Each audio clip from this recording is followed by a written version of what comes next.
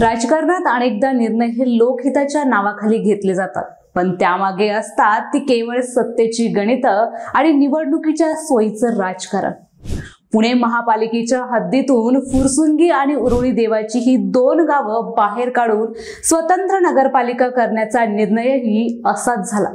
पण निर्णय घेताना त्याच्या दूरगामी परिणामांचा विचार न करता आज काय परिस्थिती निर्माण झाली आहे।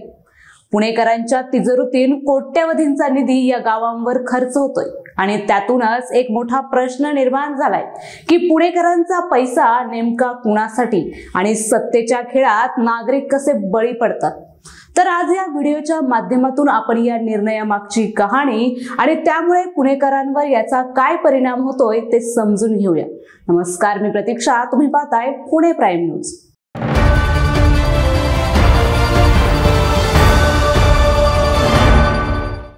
राजकारण्यांच्या महत्वाकांक्षेपोटी काही निर्णय घेतले जातात, पण भविष्यात होणाऱ्या परिणामांचा तसेच सध्याच्या परिस्थितीचा फारसा विचार केला जात नाही। पुणे महापालिकेच्या हद्दीत असलेली फुरसुंगी आणि उरुळी देवाची ही दोन गावे महापालिकेतून वगळून स्वतंत्र नगरपालिका करण्याचाही निर्णय असाच आहे।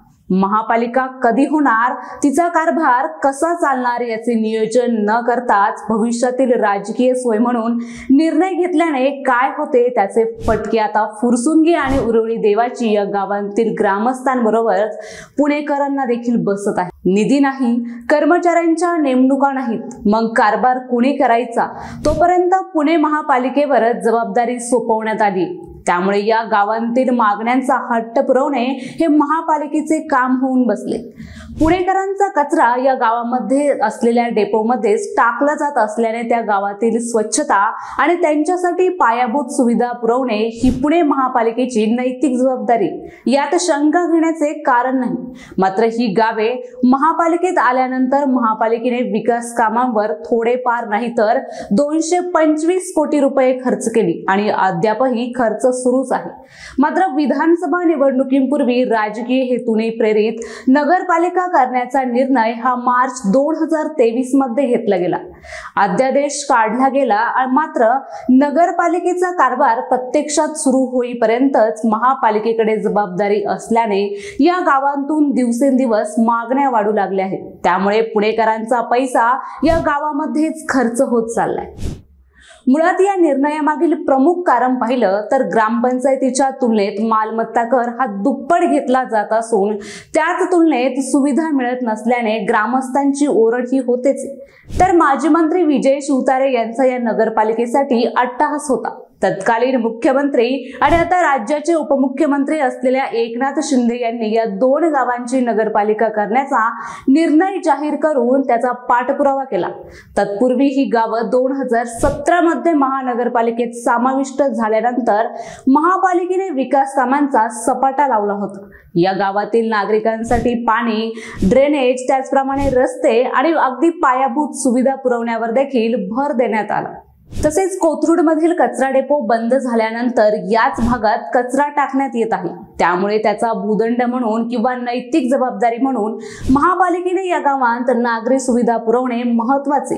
त्यामुळे महापालिकेत ही गावं समाविष्ट झाल्यानंतर कोट्यवधी रुपये महापालिकेने हे विकास कामांवर खर्च केले आहेत।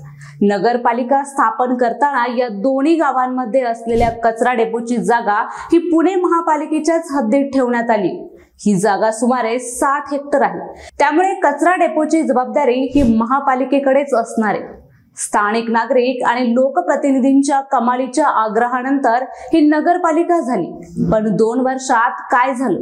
महापालिकेकडून या गावात विकास कामे वेगाने सुरू होती, पण आता महापालिकेनेही हात आखडता घेतला असल्याने विकास कामांचा वेग हा मंदवलाय।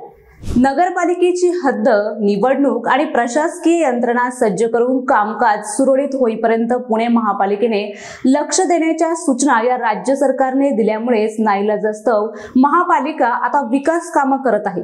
पुणेकरांच्या करातून कोट्यवधी रुपये या 2 गावांवर खर्च झाले असताना आणि अजूनही होत असताना दिवसेंदिवस नवनवीन मागण्या या गावांतून केल्या जात आहेत। या गावांसाठी महाराष्ट्र जीवन प्राधिकरणाची पाणी योजना देखील आहे।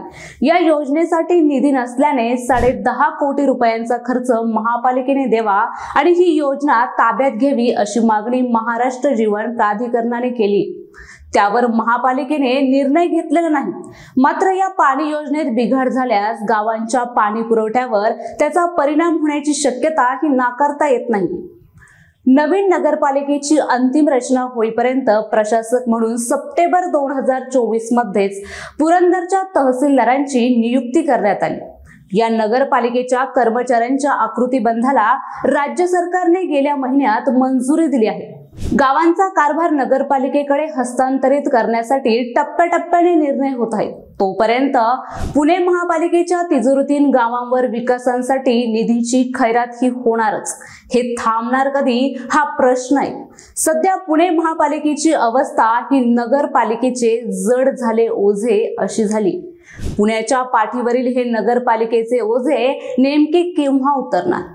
राजकारण्यांनी घेतलेल्या अर्धवट आणि गोंधळलेल्या निर्णयाचा फटका सध्या ना फक्त फुरसुंगी उरुळी देवाची ग्रामस्थांना बसतोय, तर पुणेकरांना देखील आपल्या करातून त्याची किंमत चुकवावी लागते। एकीकडे नगरपालिका अस्तित्वात आली असली तरी तिचा कारभार अद्याप पूर्णपणे सुरू नाहीये। पण एक प्रश्न कायम राहतो, या सगळ्यात शेवटी नुकसान कुणाचं होतंय? तर ते लोकांचंच आणि त्यांच्याच पैशातून चालणारं प्रशासन कधी स्थिर होणार? जवळजवळ 2 वर्षांनीही महापालिका फक्त केवळ कागदपत्रावर आहे आणि पुणेकरांच्या खिशाला कात्री लागत आहे।